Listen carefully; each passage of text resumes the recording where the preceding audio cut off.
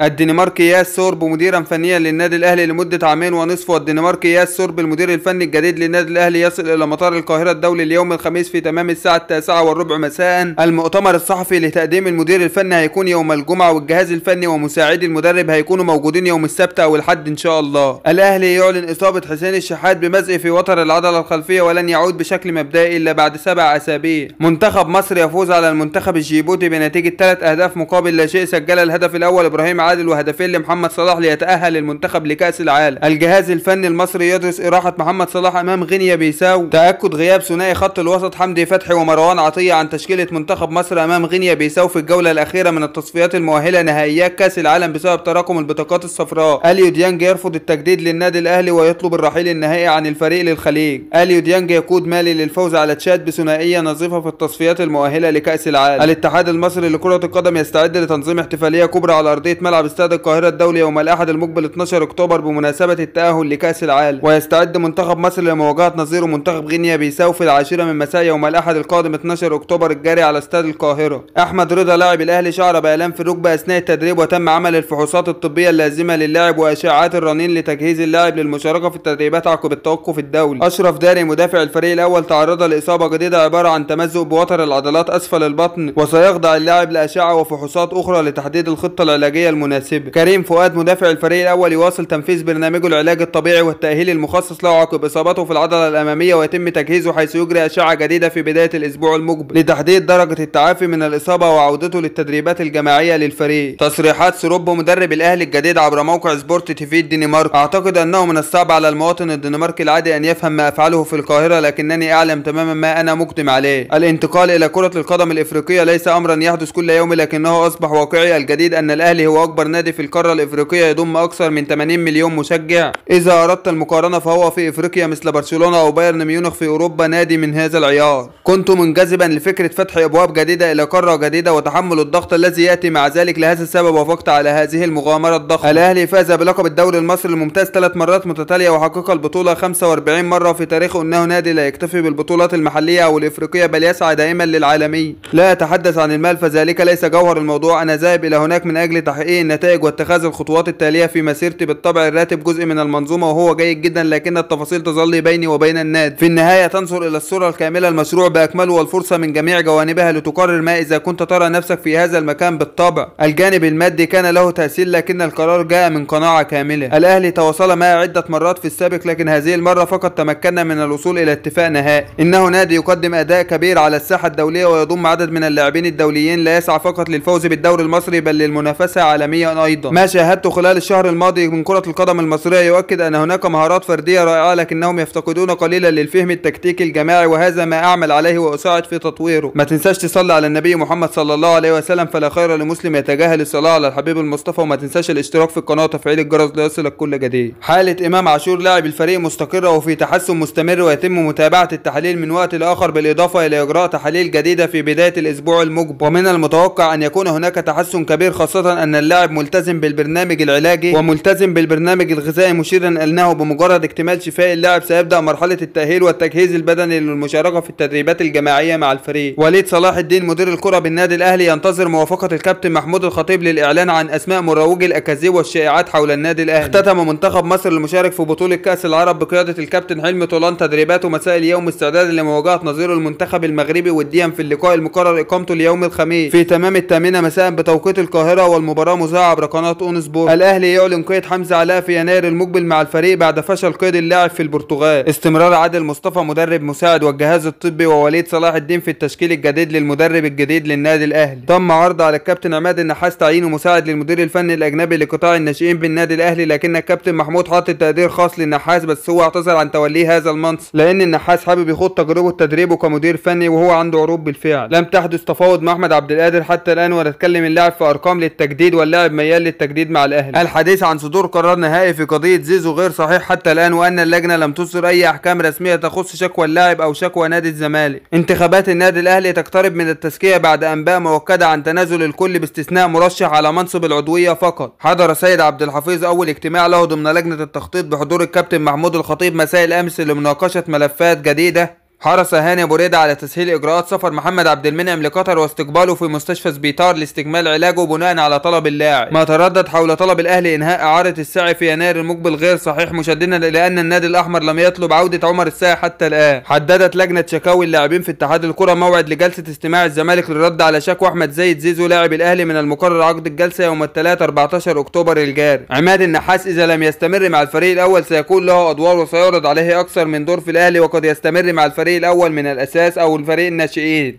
ما تنساش تصلي على النبي محمد صلى الله عليه وسلم، فلا خير لمسلم يتجاهل الصلاة على الحبيب المصطفى، وما تنساش الاشتراك في القناة وتفعيل الجرس ليصلك كل جديد.